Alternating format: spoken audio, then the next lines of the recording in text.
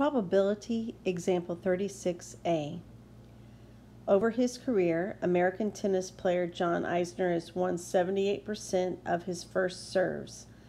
I just looked it up. He's actually improved that, but for this problem, it's going to be 78%.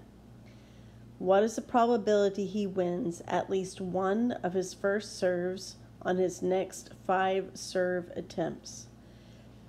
So we know it's a binomial probability problem because it's in the binomial probability section, but what if it was on a test?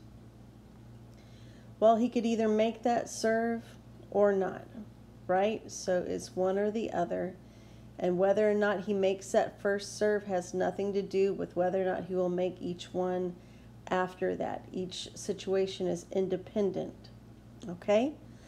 So it looks like this is a binomial probability problem.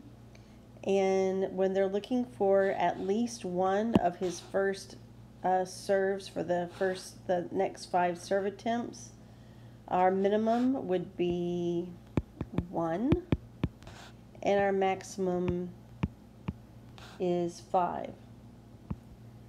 So if we did the direct approach,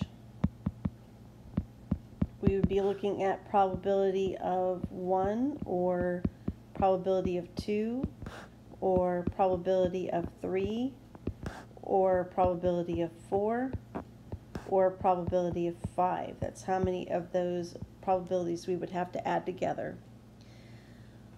Well, then let's look at the not approach, the not method. Okay, that's going to be 1 minus what would ever be missing from here. Well, the probability that he would not make any of his first serve attempts. Okay, I'm going to choose the not method because it looks easiest. So I have 1 minus. Okay, next 5 serve attempts, so that's our total number of trials. He's not going to make any of them, so 0 successes. But the probability of him winning his first serve is 78%.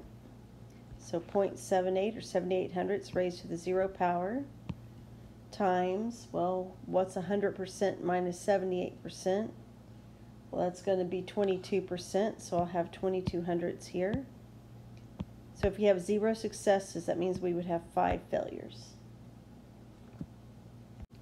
And I get 999,000.